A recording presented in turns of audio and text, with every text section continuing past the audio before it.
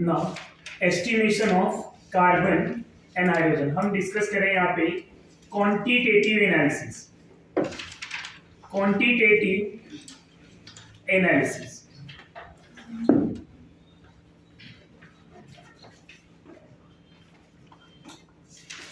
इसमें सबसे पहले एस्टिमेशन ऑफ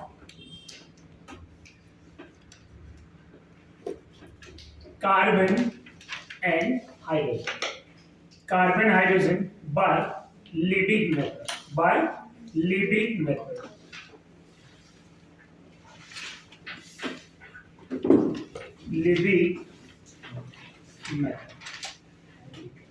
तो बाय लिबिग मेथड हम कार्बन हाइड्रोजन को डिटेक्ट करेंगे। अब इसमें करते क्या है, कार्बन हाइड्रोजन इन सबको सभी कोई ऑर्गेनिक कंपाउंड ले लूं मैं, कोई भी ऑर्गेनिक कंपाउंड, यहाँ पे CXHY ले लूं, इसका कंबशन करा दूं मैं। कंबशन कराऊंगा तो क्या होगा, बाय यूजिंग क्यूप्रिक ऑक्साइड ये CO2 एंड वाटर में जाएगा, राइट। CO2 एंड वाटर में जा रहा है बाय कंबशन। तो अब होता क्या है, यहां से अगर मुझे परसेंटेज ऑफ कार्बन निकालना है तो कैसे परसेंटेज ऑफ कार्बन निकालेंगे।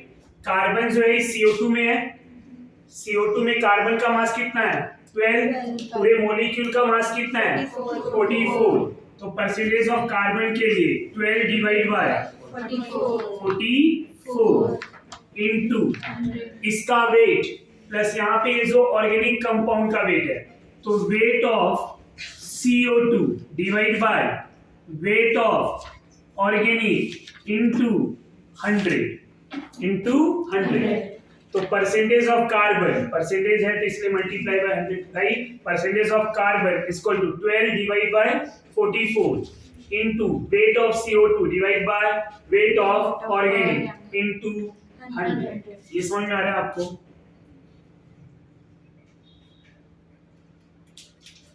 अब यहाँ पे परसेंटेज ऑफ हाइड्रोजन की अगर मैं बात करूं, वाटर में कितना हाइड्रोजन है 2, एक हाइड्रोजन का मास 1, तो 2 के लिए 2 divide bye 18 into weight of H2O divide by weight of organic into 100।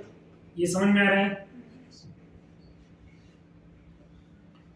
अब अगर यहाँ पे हमें इस मॉलिक्यूल के लिए CO2 के लिए मुझे परसेंटेज ऑफ ऑक्सीजन पूछ दे, तो परसेंटेज ऑफ ऑक्सीजन, कोई भी ऑर्गेनिक कंपाउंड कार्बन डाइऑक्साइड बना रहा है, कोई भी ऑर्गेनिक कंपाउंड अगर कार्बन डाइऑक्साइड बना रहा है और उसमें पूछे कि परसेंटेज ऑफ ऑक्सीजन क्या है, परसेंटेज ऑफ ऑक्सीजन, तो हम इस CO2 में कितने का ऑक्सीजन है और कितने कार्बन है, तो 32 ग्राम जो है यहाँ पे ऑक्सीजन है, तो 32 divide by 44 into weight of CO2 divide by weight of organic, समझ में आ रहा है, इनटू 100। कौन से वाले कंपाउंड की बात करेंगे वहां पे दिया रहेगा, उसी का वेट भी लेना है, समझ में आ रहा है। इनकम्प्लीट कंबशन में ऑर्गेनिक कंपाउंड CO बनाता है, कार्बन मोनोऑक्साइड, और कार्बन मोनोऑक्साइड में ऑक्सीजन का परसेंटेज अगर बात करें तो तब वहां पे क्या हो जाएगा 16 डिवाइड बाय 28, कार्बन मोनोऑक्साइड ना, 16 प्लस 12 28 हो जाएगा, समझ में आ रहा है। तो weight of CO divide by weight of organic into 100, ये समझ में आ रहा है। तो डिपेंड करता है वो किस कौन से ऑर्गेनिक कंपाउंड में कन्वर्ट हो रहा है और उसके अकॉर्डिंग हम उसका परसेंटेज निकालेंगे। एक परसेंटेज ऑफ ऑक्सीजन को हम थ्योरेटिकली निकालते हैं बिना कैलकुलेशन का, कैसे, percentage of oxygen is equal to 100 minus total percentage of element, समझ में आ रहा है। उसमें बाकी एलिमेंट कौन सा, उनका परसेंटेज। अब उनके और ये कब अप्लाई करेंगे, जब अदर एलिमेंट का percentage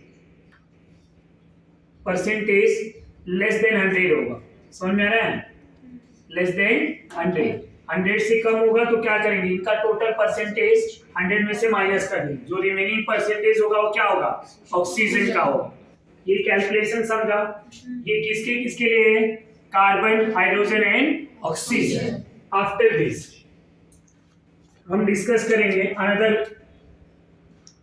method for another element. Estimation of halogen. Estimation of halogen.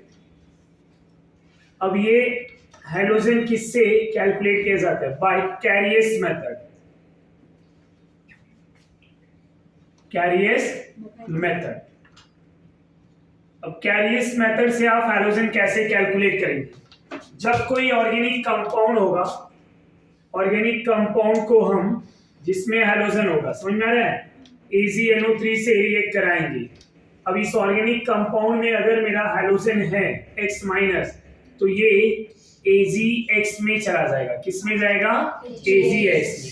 अब AgX में जा रहा है, राइट, प्लस बाई प्रोडक्ट निकल जाएंगे. इसमें X का परसेंटेज कैसे निकालेंगे? तो सबसे पहले in general percentage of X is equal to क्या हो जाएगा? Atomic mass of X divide by molecular mass of AgX.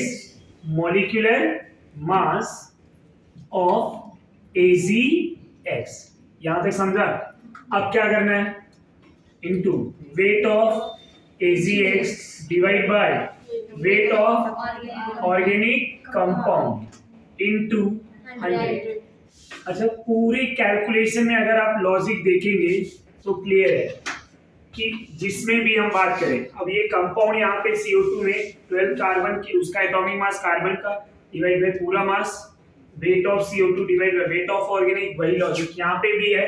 Atomic mass of halogen, molecular mass of AgX, weight of AgX divided by weight of organic into 100.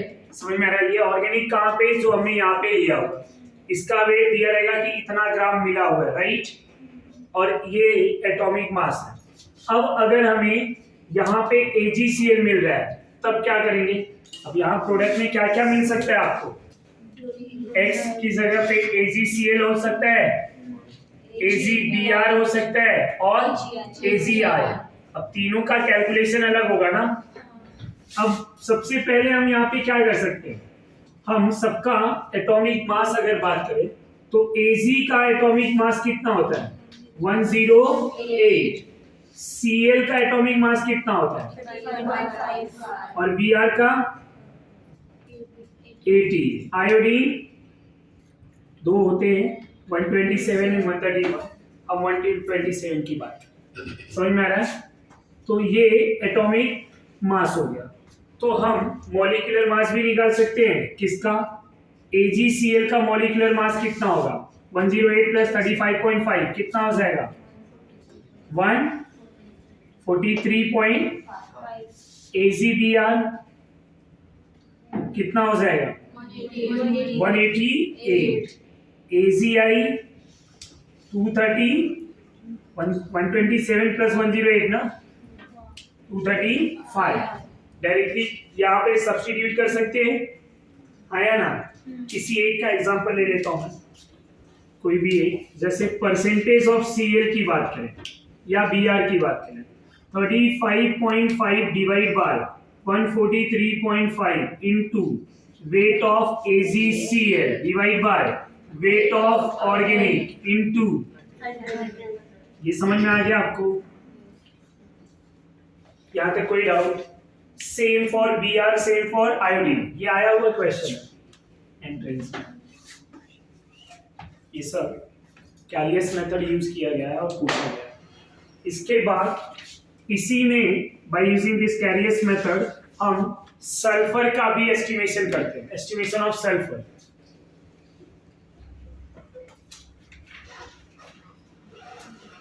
Estimation of sulphur.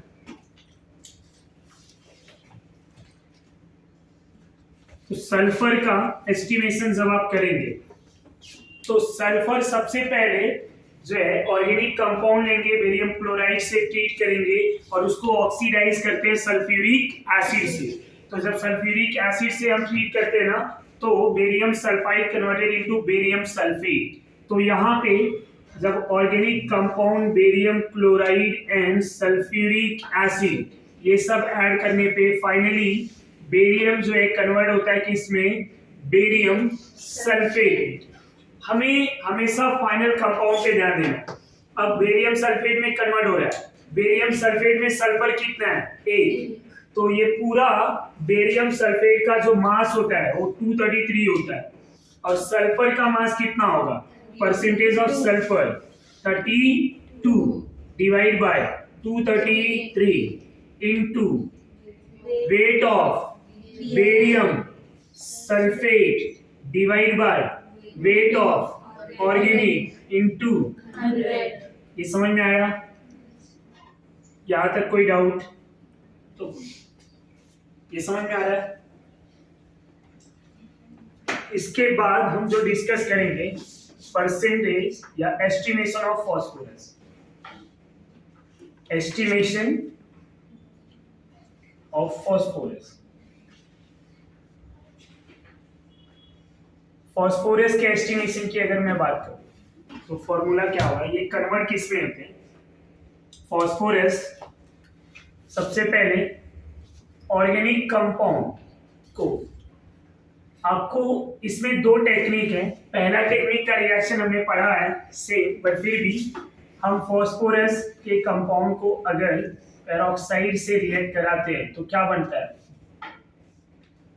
Na3PO4, right.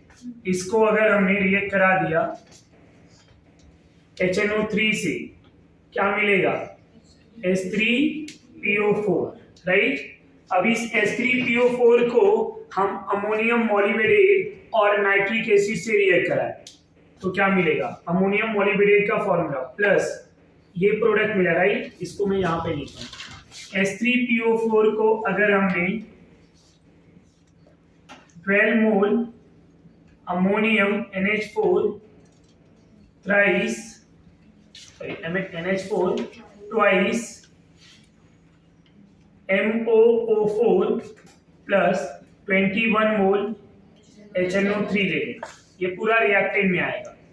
ये combine होके क्या बना था पता है, NH4 thrice into PO4 बनाएगा, ये plus dot 12 mole of MOO3। समझ में आया? इसको बोलते हैं ammonium phosphomolybdate. 21 mole of ammonium nitrate, ये पूरा reaction plus 12 mole of water, ये रिएक्शन बैलेंस। अब होता क्या है, ये जो कंपाउंड है इसको बोलते हैं अमोनियम फॉस्फो मॉलिबेट। समझ में आ रहा है? अब इस पूरे कंपाउंड को मैं X मान ले रहा हूं, क्योंकि आगे मुझे यहां पे लगेगा ना वेट ऑफ कंपाउंड, तो मैंने X मान लिया। ये इसमें कन्वर्ट हो रहा है, इसमें फॉस्फोरस कितना है, एंड WX जो है, WX ने लिखे मैं, इनका जो मोलार मास है, मोलार मास ऑफ X अगर मैं बात करूं कितना है पता है, 1877। ये याद हो जाना चाहिए। Molar mass of X, ammonium phosphomolybdate का मोलार मास 1877। समझ में आ रहा है? मोलिबेटनम का मास बहुत ज्यादा है और 12 मोल है, 12 इंटू, समझ में आ रहा है? इसलिए ये ध्यान में रखें। अब इसमें फॉस्फोरस कितना है, A, तो परसेंटेज ऑफ फॉस्फोरस जब हम निकालेंगे student, so how to calculate percentage of phosphorus, 31 divide by 1877 into weight of, अब पूरे को X माना है ना, मैं X लिख सकता हूं, divide by weight of organic into 100। But ये ध्यान में रखेंगे ये फॉर्मूला कब यूज करना है, जब अमोनियम फॉस्फोमॉलिबेट बनेगा। मतलब जब हम अमोनियम मॉलिबेट यूज करेंगे तो ये किसमें जा रहा है, अमोनियम फॉस्फोमॉलिबेट। समझ में आ रहा है? जब हम ऑर्गेनिक कंपाउंड फॉस्फोरस को किसी पेरोक्साइड के साथ रिएक्ट कराएंगे तो ये बना था Na3PO4, राइट, और उसको नाइट्रिक एसिड से ट्रीट किया था तो H3PO4 मिला था। इसी H3PO4 को अगर हम अमोनियम मैग्नीशियम फॉस्फेट के साथ रिएक्ट करा दें, NH4 MgPO4 के साथ रिएक्ट कराता है तो ये मैग्नीशियम फॉस्फेट बनाता है। क्या बनाता है? Magnesium phosphate. अब ये बनाता कैसे? Mg2P2O7 समझ में आ रहा है? Mg2P2O7 ये मैग्नीशियम फॉस्फेट है। क्या है? Magnesium phosphate. तो अगर वहां पे मैग्नीशियम फॉस्फेट बोला जा रहा है कैलकुलेशन में, तब कौन सा फॉर्मूला अप्लाई करेंगे? क्या ये फॉर्मूला अप्लाई करेंगे? यहाँ तो ये प्रोडक्ट बन रहा है ना, ये किसके लिए है? अमोनियम फॉस्फो मोनोमेरेट। वो ध्यान में रखना है, क्वेश्चन में क्या दिया हुआ है वहां पे ये दिया रहेगा कि वेट ऑफ दिस कंपाउंड या वेट ऑफ दिस कंपाउंड। तो अगर वेट इसका दिया है तो हम मोलार मास भी इसका ही यूज करेंगे। और इसमें फास्फोरस कितने हैं? 2। इसमें कितना था? 1। तो यहाँ क्या करेंगे? 62 आएगा। क्या आएगा? 62। Reason there are 2 phosphorus. अब इनका जो मास है ना, मोलार मास, इनका भी मोलार मास लिख सकते हैं, 222 होता है। क्या होता है? 222। तो percentage of phosphorus is equal to 62 divide by 222। ये 222 कहां से आया? The molar mass of magnesium phosphate. ये समझ में आ रहा है? मैग्नीशियम फॉस्फेट का मोलार मास कितना? 222 इनटू वेट ऑफ, अब इस पूरे कंपाउंड को मैं Y मान लूं तो WY divide by weight of organic into 100। ये कैलकुलेशन कर पाएंगे हम? बोलो जरा, क्या आ जाएगा? 62 divide by 222 into weight of Mg2P2O7 divide by weight of organic into 100। तो ये एस्टिमेशन ऑफ फास्फोरस। इसके बाद हम डिस्कस करेंगे एस्टिमेशन ऑफ नाइट्रोजन। नाइट्रोजन में 2 मेथड है। नाइट्रोजन में कितने मेथड है? 2। कौन से 2? एक है ड्यूमास, दूसरा है जेल्दार। तो दोनों को यहाँ पे डिस्कस करेंगे हम।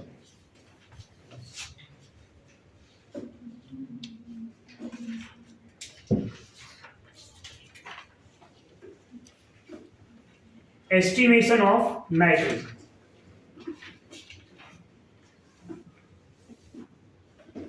Estimation of nitrogen. तो नाइट्रोजन के estimation, there are 2 techniques which estimate nitrogen. First one is Dumas method. Dumas method. The second one is Zeldar.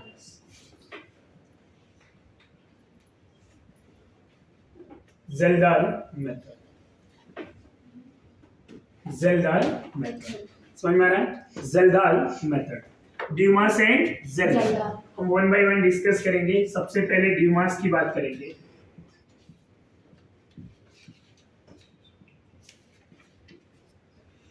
Dumas method की अगर हम बात करें तो यहाँ पे ड्यूमास मेथड को हम कैसे कैलकुलेट करेंगे, फॉर्मूले की अगर मैं बात करूं तो फॉर्मूले में percentage of nitrogen is equal to 28 nitrogen का molar mass into 28 divide by HTP पे जो है वॉल्यूम किसी गैस का कितना होगा? 22.4 लीटर। एमएल में कन्वर्ट करें तो 22,400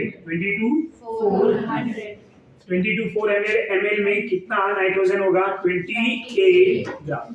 कितना होगा? 28 ग्राम। समझ में आ रहा है? Into volume of nitrogen eight STP divide by weight of organic into 100। ये समझा? यहां तक कोई डाउट? ये फॉर्मूला है। इसी फॉर्मूले को हम सिंप्लीफाई भी कर सकते हैं। अब वेट ऑफ ये वॉल्यूम ऑफ N2H2P पे आपको कैलकुलेट करना है। How to calculate? By gas equation ना, P1 V1 upon T1 equal to P2 V2 upon T। ये कैलकुलेट कर पाएंगे? ये तो पढ़ ही लिया है हमने अभी जल्दी में। ये 2 0 कैंसिल। 28 कितना आएगा? Percentage of nitrogen is equal to 1/8। 28 1 ये 1/8 आ जाएगा। समझ में आ रहा है? इनटू, अब बहुत सिंप्लीफाई कर दिया है, volume of N2 at STP divide by weight of organic. ये फॉर्मूला और कैलकुलेशन, ये कैलकुलेशन एंट्रेंस के लिए आपको अभी छोटा हो गया, इतना बड़ा कैलकुलेशन था, ये इसको छोटा कर दिया। अब हमें वॉल्यूम ऑफ N2 अगर निकालना है तो सबसे पहले P1V1 is equal to P1V1 upon P1 is equal to P2V2 upon T2। ये जो टर्म है मेरा STP पे है, किस पे है? STP पे। तो अगर मैं volume of nitrogen V2 of nitrogen eight STP की बात करूं तो क्या आएगा? P1V1 upon T1 into T2 upon P2, right? ये दोनों STP पे है, तो T2 एट STP 273 केल्विन और P2 कितना आएगा? 760 mm ऑफ ST। समझ में आ रहा है? अब P1 क्या होगा? P1 is equal to P minus P naught, where P is atmospheric pressure and P naught क्या होगा? Aqueous tension of water। समझ में आ रहा है? Aqueous tension of water।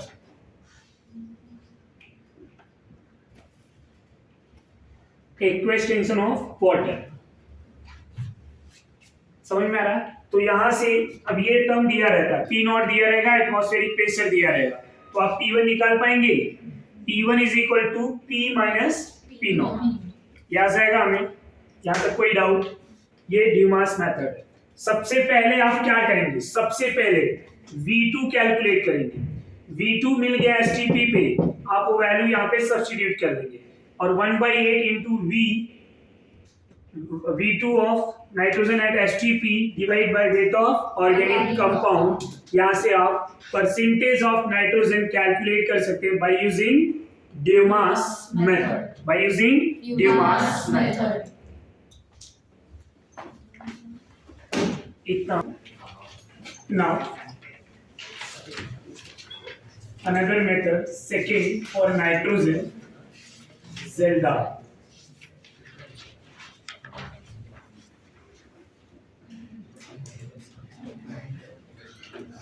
ज़ेल्दाल method. अब ज़ेल्दाल मेथड में होता क्या है? सबसे पहले कोई ऑर्गेनिक कंपाउंड होगा, ऑर्गेनिक कंपाउंड को हम सल्फ्यूरिक एसिड ऐड करेंगे।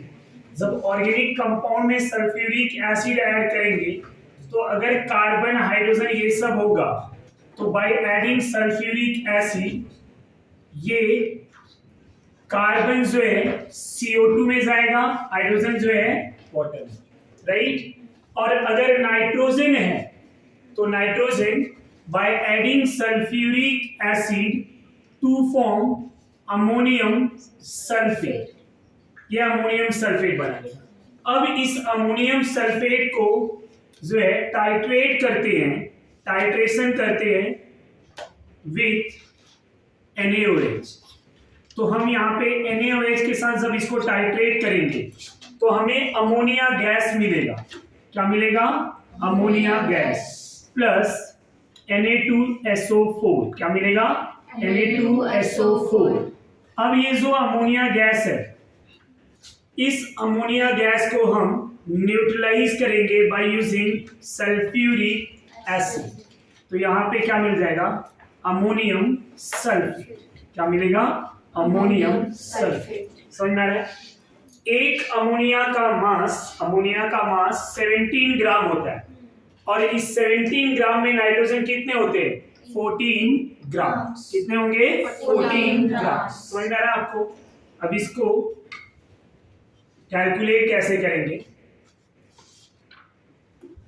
Volume of sulphuric acid molarity M में उसका V होगा। क्या होगा? V। The volume of sulphuric acid V with M molarity. Okay, molarity अगर M है, यहाँ पे सल्फ्यूरिक एसिड मोलैरिटी M, तो कितना है? V। समझ में आ रहा है? अब V जो है टोटल वॉल्यूम है सल्फ्यूरिक एसिड का, कितना है V मोल। अब ये जो NaOH आ रहा है, जो टाइट्रेशन होगा, तो अब ये जो था सल्फ्यूरिक एसिड अमोनियम सल्फेट बनाया था ना, जितना सल्फ्यूरिक एसिड यहाँ यूज होगा NaOH के साथ उतना ये रिएक्ट भी करेगा, समझ में आ रहा है। तो NaOH जब हम टाइट्रेट करेंगे, वॉल्यूम ऑफ एसिड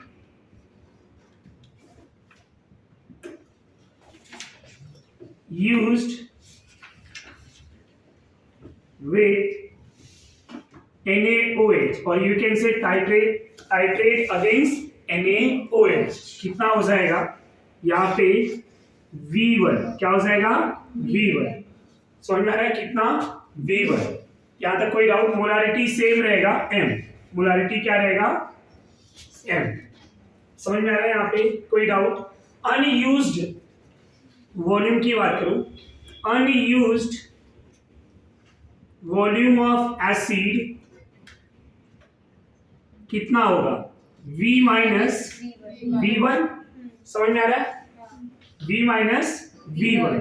अब इसी को अगर मैं मिली इक्विवेलेंट में बात करूं, समझ में आ रहा है, मोलारिटी का टर्म भी हम यहाँ पे देखेंगे, तो milli equivalent of acid equal to milli equivalent of NaOH, समझ में आ रहा है।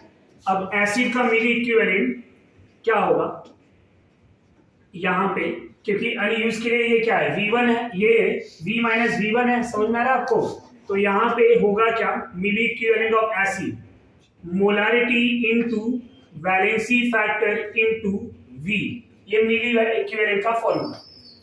तो एसिड का वैलेंसी फैक्टर कितना होगा 2, अब molarity into valency factor into V, तो M into 2 into V is equal to M into 1 आएगा, और यहाँ V1 है इंटू V, तो हम क्या लिख सकते हैं 2MV और ये MV1, समझ में आ रहा आपको? यहाँ तक कोई डाउट?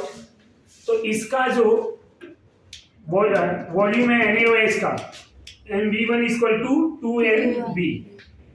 अब इसी को हम यहाँ पे लिख लें।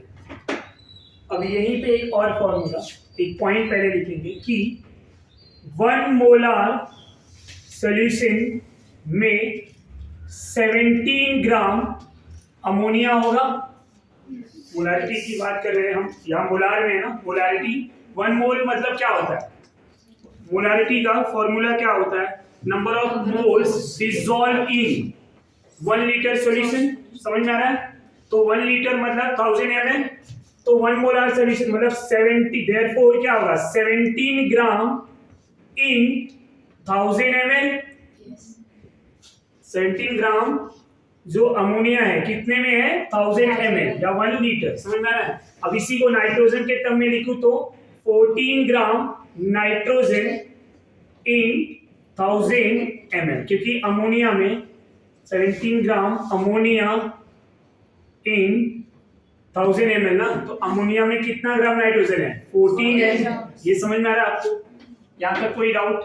अब अगर मैं परसेंटेज की बात करूं, percentage of nitrogen by Kjeldahl method, तो क्या होगा 14 डिवाइड बाय ये 1000 ml, राइट, इनटू, अब यहां पे वॉल्यूम जो यूज हो रहा है तो क्या 2MV माइनस 2 नहीं आएगा, minus MV1 divide by weight of organic into 100। यहां तक कोई डाउट? यहां तक कोई कंफ्यूजन है तो बोलो। अब ये जो है, ये जो वॉल्यूम है ये कौन सा है, वॉल्यूम ऑफ एसिड जो हमने अनयूज किया है, वो क्या करेंगे, वो एसिड न्यूट्रलाइज करेंगे, किसको, अमोनिया को। जो हमने यहाँ पे, ये मेरा क्या था, ये जो एसिड का वैल्यू बचेगा वो किसको न्यूट्रलाइज करेंगे, इस अमोनिया को, अमोनियम सल्फेट में कन्वर्ट करने के लिए। ये ऐसा हो जाए। इसी को हम क्या कर सकते हैं, ये दो जीरो कैंसिल, राइट। ये 10 है और ये 14 है, क्या लिख सकते हैं हम 1.4। और इधर अगर मैं m को कॉमन ले लूं तो क्या हो जाएगा, इंटू m क्या हो जाएगा 2v minus v1 divide by weight of organic. ये समझा या नहीं।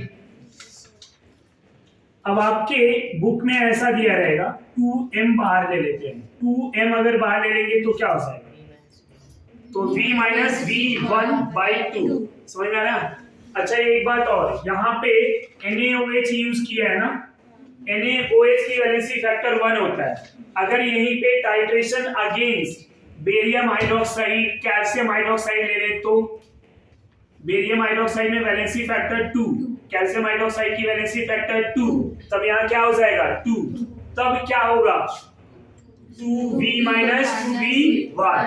समझ में आ रहा है। तब अगर 2 कॉमन लिया तो v माइनस v1। समझ में आ रहा है।